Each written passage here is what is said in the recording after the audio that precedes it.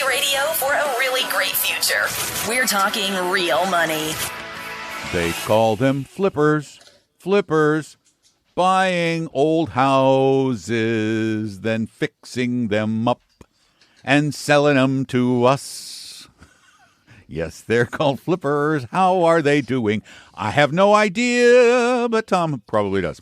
How are flippers doing, Tom? It's not good. I still one of my all-time, my favorite time. We're talking about house flippers, by the way.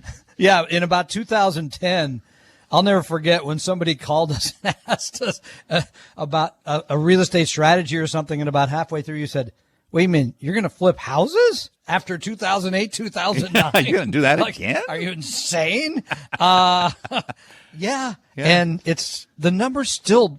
When I read this stuff, I'm blown away by the percentages. I'm trying to find the number here. Well, here's the thing. While you look for the number, here's the thing. Yeah, I got it. Everybody wants to make a lot of money really fast, and you know, you tune to DIY channel or HGTV or whatever it is, and they're showing these flippers, and they're like, "We only spent $38,000 for this house, and then fixed it up with our own sweat labor and sold it for $1.2 million."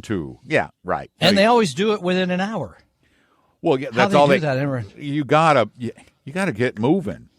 It's a TV show. Fast. Okay. Can I do something first? I forgot. Yeah, you do whatever you like. You want to call us and talk about flipping? You want to call us and flip out? The number is 855-935-TALK, 855-935-8255. And by the way, speaking of flipping out, I want to talk about some of the reviews we got recently. I'm very disappointed in some of you. Yeah, I know. Okay, so we're talking, and we recently on a radio show and a podcast, we talked about how, generally speaking, the people that end up with more, they kind of get rich slowly. There was that wonderful book written, Millionaire Next Door, I think 10 years ago, 15 years ago, that talked about, saving and investing and not letting your emotions get the bigger part of you. But there are people that want to run little businesses, and one of those little businesses they want to run is being a house flipper, right? The problem is there are times when you make a lot of money, and there are times when you get crushed. Like any business. Crushed right now. Like any business. They're getting house flipping reached. This is amazing. House flipping activity reached a record at the start of this year. That's like 10 months ago. Well, interest rates were low. Yeah, 1 of 10 transactions. Wow. Yeah, I didn't know it was that big. And then, as you know, interest rates have gone up quite a bit. Mortgage rates are now near the highest levels they've been in 15 years. And people are losing millions. Companies are. I didn't know there was a company called Open Door. Yeah, I've heard of them. You know Open Door? I've heard of them. They're admitting. Hey, we're trying to do this quickly. And then who was it? Zillow, right? That there was kind of the house flipping business, and decided good time to get out of that business. They saw it coming. I mean, they're at least a little ahead of it, although I know they lost millions. The default rate on these deals has gone from 1% to 2.5%. You get the idea here. On and on and on and on and on.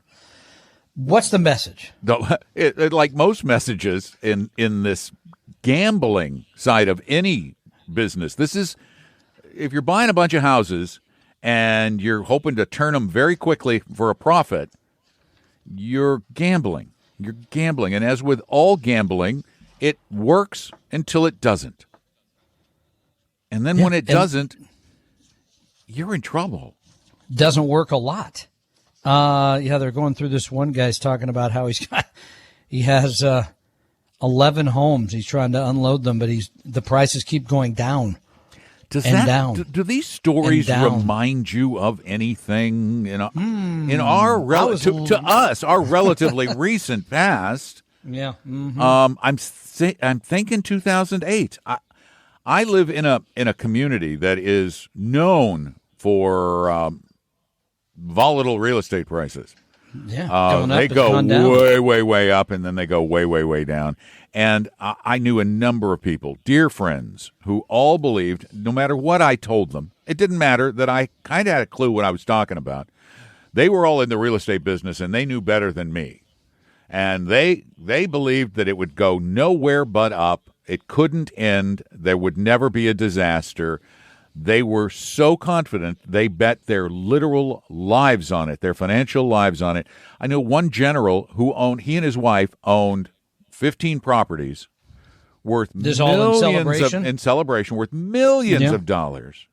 And then 2008 hit, and the values plummeted, and they were leveraged up to the eyeballs. They didn't have any money down in any of these houses, so all of their equity vanished, and they were left with these huge mortgages that they had to pay from a house that couldn't support them. So what did they do? They went bankrupt. And now he's working as a mercenary in Ukraine, right? Right. You've seen him on television, I'm sure, in some of those shots of the tanks. 855-935-TALK. Give us a call. Tom and Don are talking real money. Your guides to a really great financial future. Tom and Don are talking real money. You know, the moral of so many, quote, investing stories that we talk about here on Talking Real Money, the moral for so many of them is you can't get rich quickly, and it is not as easy as it usually appears. It seems like it's easy money. Again, this has got to be, live by this statement. It looks like easy money right up until it isn't. It always looks great right up until it doesn't. It doesn't look like a scam right up until it is. Oh, okay. Oh, Madoff. I did not know that Kevin Bacon.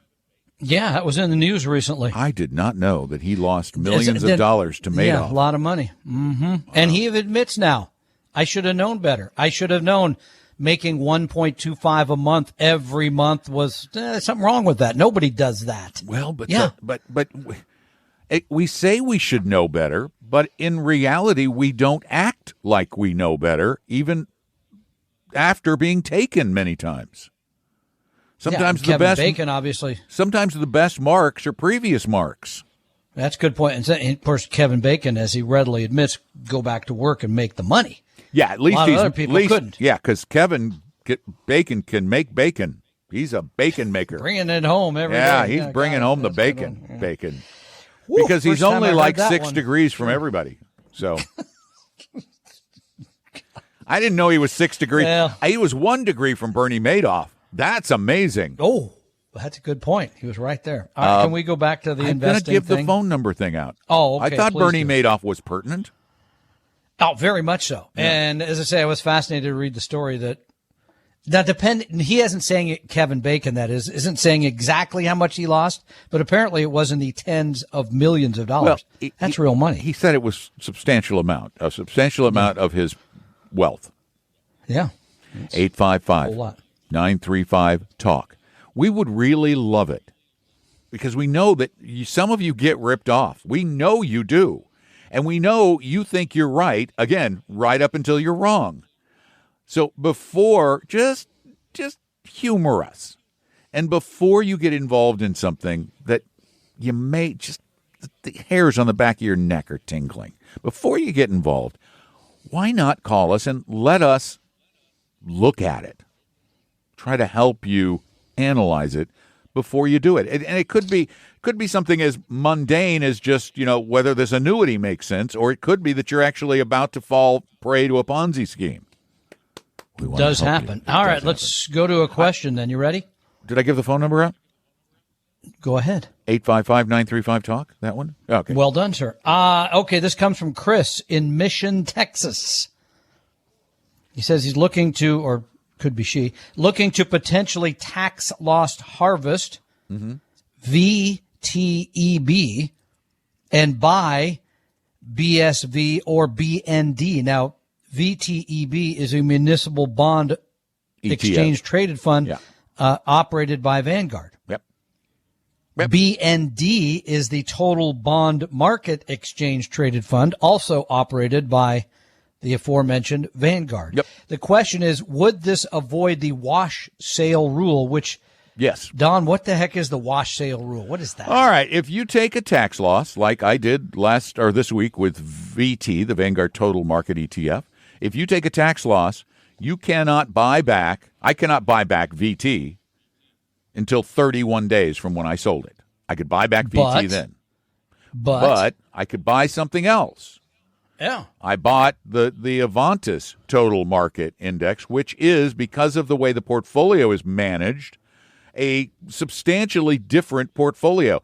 The law says the wash sale rule is invoked if you move your money into a substantially identical product. The key word really in that is identical.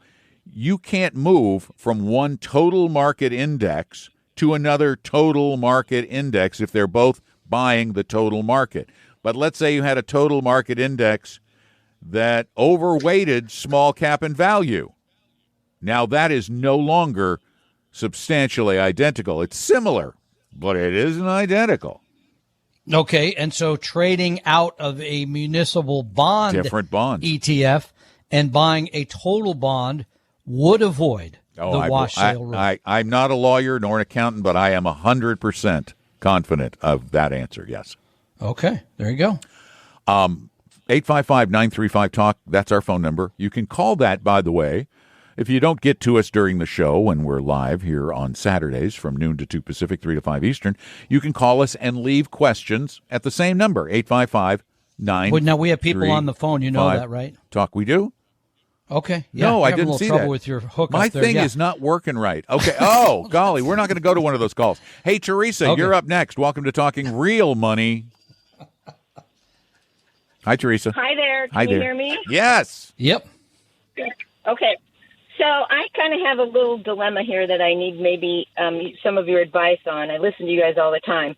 So I have been looking for a long-term care insurance policy, but I have been turned down by everyone I approach because I am in the marijuana industry. So they will not give me a long-term care insurance policy because of that. So one of the brokers I have been working with offered me a fixed annuity with long-term care benefits. And before I did anything about that, I thought I would ask you guys what you know about it and if that would be an option that I might want to take since I can't find any other option. We know the product. Are you there? We know the product. The problem is as always, devil's in the details. Because it's an annuity first, it's going to cover. There will be some long-term care coverage, but the limitations. It's buying a rider as part of it. Yeah, yes. It's an expensive thing to add on, and what they pay, at least in those I've looked at. Now, have I looked at every policy? No, but the ones I looked at, the benefit was so tiny, and was very, very limited, because long-term care is pricey. Well, it's generally short-term care, and it's generally more than people expect. Yeah. Those are two things I know about it, generally. I guess the question to you still, Teresa, would be, stepping back, looking at your bigger financial plan, how much money are you trying to replace here? What are we trying to fix? What kind of insurance do you really want to have that will make you feel more secure? I want to have insurance for my husband mostly because his health is going to go before mine, and I don't want to eat up my entire fortune taking care of him. So right now I take care of my mom, and she's on private care. Mm-hmm. I'm going to tell you, $30 an hour, 24 hours a day, it's a lot of money. It adds up. Yeah, hang on with us just a minute. This is an important enough topic. We want to spend a little more time on this. 855-935-TALK is our phone number. We will return momentarily. Tom and Don are talking real money. For your real life and real future, Tom and Don are talking real money. We are in a very, very complex area with Teresa. We're talking about long-term care. Long-term care insurance is something that for some can be very difficult to get. In her case, it's because she's in the marijuana industry, but also because of the risks your husband has of long-term care. They're not going to rate him well, so that's another detriment. And so she's been pitched a product that we're aware of. It's an annuity with a long-term care rider. Now, often that long-term care rider, Teresa, requires a big fat payment when you initiate the long-term care portion of it. And again, it's such a complicated subject to discuss because there are literally thousands of variations on the theme. And that's and insurance. Here's what I would do, by the way. And I think you were saying maybe a different type of annuity product might still handle this. Well, there are different kinds. You can get it. You can get this rider on a fixed annuity. You can get it on an indexed annuity. I would do it on a fixed because indexed annuities are gimmicky and even more complicated than the product already is. I would also shop around like crazy. Well, that's what I was going to get to. I would pound these guys because they get commissions that you can't imagine. That's why I would try to get an independent look at this from a certified financial planner or a fiduciary advisor that maybe you could pay hourly or pay for a plan and take the product in and say, which one is going to make sense for me and my husband?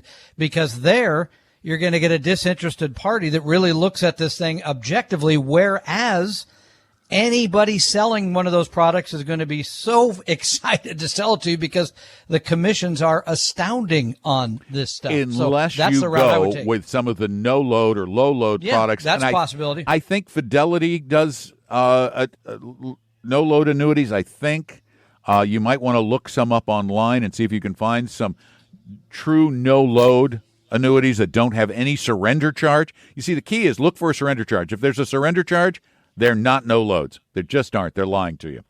And then look at the long-term care riders and look at them very closely. And as Tom says, you may want to pay an advisor or a CPA or someone or an attorney, a long-term care attorney, an elder law attorney to look that thing over because the devil is really, really lurking in those details. Good luck, Teresa. Thank you so much. 855. Thank you for your kind comment. 935 Talk. Kathy, you're up next. Welcome to Talking Real Money.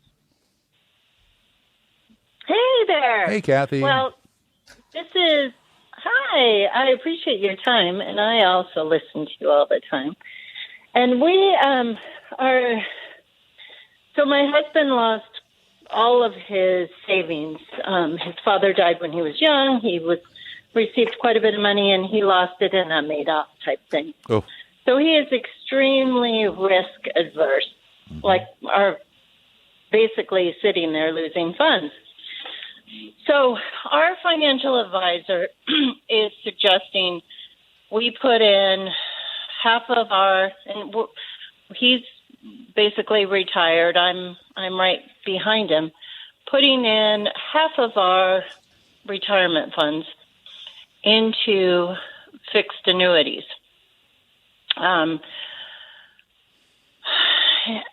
It sounds good on paper. The numbers, we'll be receiving quite a bit back monthly for the rest of our lives, and with a 20-year guarantee. Okay, so this is an immediate annuity, Kathy. This is an immediate annuity, not a fixed You're annuity. giving him the money, and you're started getting it back right away, correct? Right. Relatively right away, within the next 6 months. Yeah, that's immediate. Yeah. Yes. So my concern is, when I read and do my own investigation, all I hear is, there's all these commissions. Mm-hmm. Be wary. How do you find the commission? We asked our financial. I'm sorry? Yeah, it's hard to find the commission, isn't it? I've got the paperwork in front of me. There's no notation of commission. This is the industry. I can't tell you how much I hate the insurance industry for its opacity. And again, I'm going because this is so important for you and so many others. Please hang on. We'll be right back. Tom and Don are talking real money.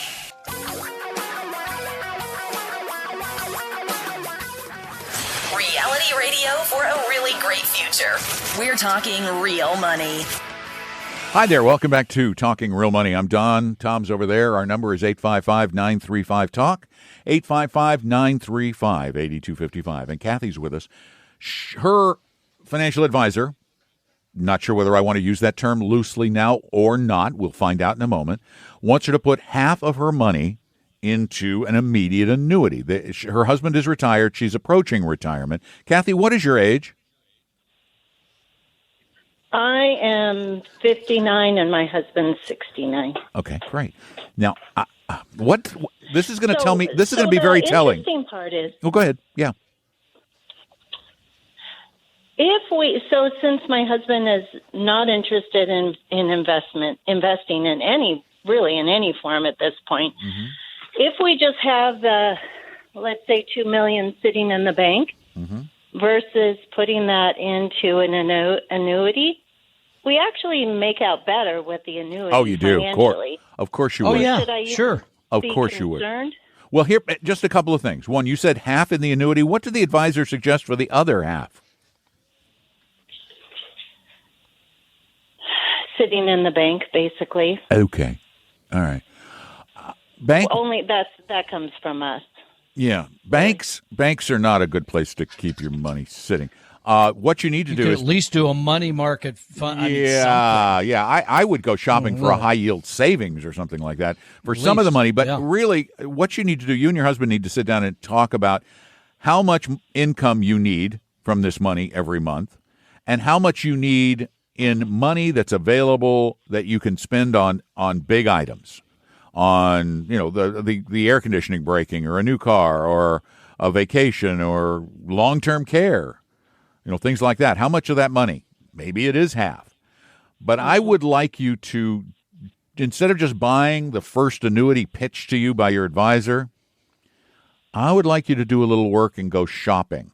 As a matter of fact, there's even a good website that will help you do some shopping. It's called immediateannuities.com. And you said you were looking at a 20-year certain annuity. Is that correct? Correct, yes. Oh, okay. So if my husband and I die tomorrow, our heirs would get 20 years. Right.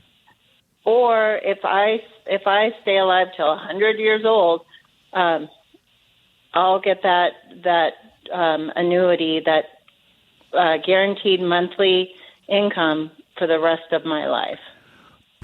Okay, because life plus 20 years certain is generating right now. And bear in mind, this is not the return on your investment. What they're giving you back. This is some of it is your money coming back to you. It is now paying about 500, and the highest yielding product is paying about $540 a month on $100,000. So if you put $1 million in, you'd be getting $5,400 a month. Does that jive with what you're seeing? It's about what we thought. It does. Okay. Yeah. I would still shop around a little bit. Yeah. I just think it's wise rather than go with the first quote you get, because these products can vary. And as when it comes to commissions, I wish they would just. Did you ask your advisor what commission was?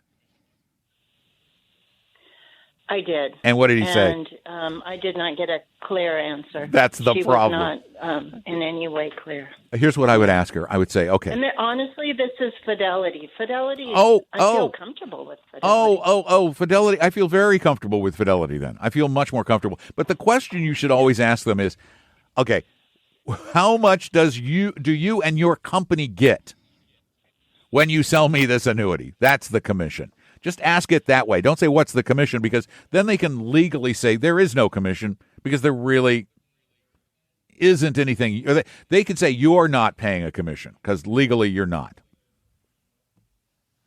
Okay. Yeah, that's what she said. Yeah, and just to go back and close it, I wouldn't have more. She's very excited about having us do this. She makes a bonus on this. She makes a bonus on this deal. Right now. She makes a big bonus on this deal. And just to close this out, again, back to what Don said, because I think it's absolutely imperative. Part one would be, how much income do you need on a regular basis to pay the bills? Part two would, how much money do you need set aside safely for anything that could come up? I would establish those things. Then I would do the shopping on what type of annuity product would fit the bill for me. And you're going to be in that $500 to $600 range per month, probably. Thank you so much for the call. We appreciate it. 855-935-TALK. Tom and Don are talking real money. Your guides to a really great financial future. Tom and Don are talking real money. Hey, welcome back. I'm Don. Tom's there. This is Talking Real Money. You want to make a little more money? You want to save it a little bit better? You want to invest it based on science? You want to enjoy a better retirement? You want to avoid getting ripped off? Give us a call. 855-935-8255. That just happens to spell talk. T-A-L-K. Charles, you're up next. Welcome to Talking Real Money. Hey, Charles. Hey, good evening. Well, it's evening over here. I went to the website. First, let me tell you, I really appreciate you guys' podcast. It's great. I went to the website and I posted a question, and I expected a call from a Tom and Don vested advisor, which would have been fine, but I was kind of floored to find to get a call from the Model Airplane Museum. The guy says, the director of the Model Airplane Museum called you? Too big to answer your phone calls. Yeah. It was great. It was because like I said, I just expected. You get a lot of questions. There's no way you can answer, any of them, and so I just really it made me appreciate you guys even more. Well, I tell you what, he really actually he thinks they're crank calls. He's just having fun. He thinks he doesn't realize he's doing nice things. I'm going to crank call this guy. Go ahead. What's up? I wondered if maybe it was just Don doing a really good voiceover too. Yeah, but could have been. The question that I have is concerning. He walked with me a lot through emails, and that was really appreciated. And as I was listening to you all just now, I was wondering, in our situation, I'm 51 and my wife is 41, and we basically don't have much. We're almost up to about $90,000 saved in retirement. So I've always been these last few years thinking that I need to be very high risk to try to make the most of that I can. And in the emails and then on the podcast, I hear a lot of talk about bonds to kind of even it out so you're not completely high risk. Can you speak to that? Yeah. Tom? Well, here's the thing about that. The reality is, to make the most money going back the last 100 years would have been a better choice just to put it all in stocks. Stocks have made more than bonds. I mean, they should. They're risky, right? They're bets, if you will, on companies, where bonds have kind of a guaranteed nature to them. So that's the good news. The bad news is, along the way, on several occasions, you had to watch your $90,000 turn into $45,000 or less. And so that's the challenge, frankly, Charles. And thank you for your kind comments. The reality, there's people that manage money. They only manage stocks. They don't manage bonds. They tell people, it gets ugly, call me. I'll keep you on the straight and narrow. So the reason we suggest bonds is we know, having talked to thousands of people over the last 30 years, that very few can take that sort of reduction, if you will, of their portfolio to the tune of 50% or more. So they kind of need a buffer, as you put it, some ballast there for when stocks get crunched. Yeah, and the problem is they get crunched for long periods of time. In that last 100-year period, we had a bear market that lasted for the better part of a decade, over a decade, just after the crash of '29 during the Great Depression. But get this is what makes this so interesting. Over the past 100 years, if you had invested $1 in small company U.S. stocks, $1, and you left it there for 100 years, it would be worth more than $30,000 today. $1. So patience pays. Now the problem, it's not really a problem. You're 51. Your wife is 41. If you invested 100% of your money in small cap stocks, which we're not suggesting, by the way, you likely 30 years from now or 40 years from now, no matter what happened along the way, would have substantially more money. As Tom says, though, the problem arises during those extended periods when the market goes down and stays down for a while. We've been really lucky. We've been really lucky that they've been short the last few. Yeah, and I think this is going to be more of a test this time around. Charles, thank you for your call. And I mean, we saw this in the 70s. You saw it to some extent from the 60s into the 70s. There have been periods a long time when stocks didn't make much money, and you had to stay invested to take advantage of that. Speaking of numbers, because this has been a favorite of yours, my friend. Who, me? The I-bond. Oh, we're going to do the I-bond rate. It's been announced. 9.62%. By the way, you can still get the 9.62%, I believe, if you buy an I-bond between now and the end of October. But then after that, the new rate is out, and 6.4%. 6.4%. Or here's another number for you that maybe is more favorable to many of you on Social Security. Wow, this is astounding. The COLA, the cost of living increase in 2023, the biggest in 40 years, 8.7% increase in your Social Security benefit. By the way, on the average Social Security check, that's a raise of about $145 a check. That's not an insignificant amount of money. That's real dough. Hey, if anybody, so one goes up and one goes down. If anybody from Coke and or Pepsi is listening, maybe even RC, do they still make that? Here's a marketing opportunity for you. You could say, we want you to celebrate your big cola with a big cola. That's good. And send out a coupon for a big bottle of cola. Yeah. Are you still going to be recommending those I-bonds, though, at 6.5%? That's the okay. question. I wasn't recommending them. I just said you for love a few. I put my money in them. That's true. You put but your money where your mouth was. Tell me where at the time I could have gotten a 9% return safely anywhere else on my $20,000 that I put in. Nowhere. But as I always told people at the time, and no one wanted to listen because all they hear after the 9.62 is nothing, that was a short-term deal. And it's coming to an end. You're going to only get 6.5 when they reset. Oh, darn. So I'm going to make a little less than I make. But you know where the money was before I put it into those I-bonds? Bank of America? It was sitting in my Bank of America savings account, earning about 12 cents on $10,000. Touche. I have one quick question here. This Chris, who asked us the earlier one, also I noticed said, also wondered what you guys think about brokered CDs. Saw a 6-month CD on Vanguard for 3.85%. Grab it. That's a pretty good deal. Grab it. That's a pretty good deal. Go get that. No, brokered CDs are great. Brokered CDs still carry with them the FDIC insurance. Yep. And if you buy them through a deeply discounted broker like a Vanguard or a Schwab, you're going to get great prices. Now, bear in mind, you don't pay commissions on brokered CDs. There's a spread. There's a bid and an ask. There's something. Vanguard will Hopefully it's small. I don't know. They'll buy the brokered CD from somebody else and sell it to you for slightly more than they paid for it. But it's not a big spread, and that rate is They terrific. do the same thing, by the way, at Costco. You mean buy things at a price and then sell them? It's called markup. Markup. There's a difference between what they paid for it and what you pay for. Yeah, it's called a markup. We prefer to make that as small as possible. So right, yes. And Costco does that. I think they max their markup at 14%. It's a small number. Yeah. No, but I'm saying when it comes to investing, we prefer to see it as small as possible. That's why we recommend products that have very low expense ratios, that are very clear as to what they're going to charge you. And I trust Vanguard around all this as well. Yeah, and the other thing you might want to consider is not only just getting that one, but maybe laddering some CDs so that you build a disciplined fixed income portfolio. Don't go away. We'll be right back. Tom and Don are talking real money. For your real life and real future, Tom and Don are talking real money.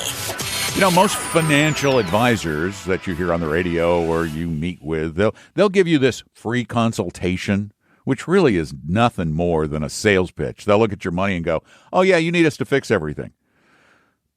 We do the same thing, but we do it without the sales pitch. We actually look at your portfolio, we answer your questions, we help you solve problems, and we do it at no cost, with no obligation, and no sales pitch. So we actually help you, provide you with advice that you can do something with.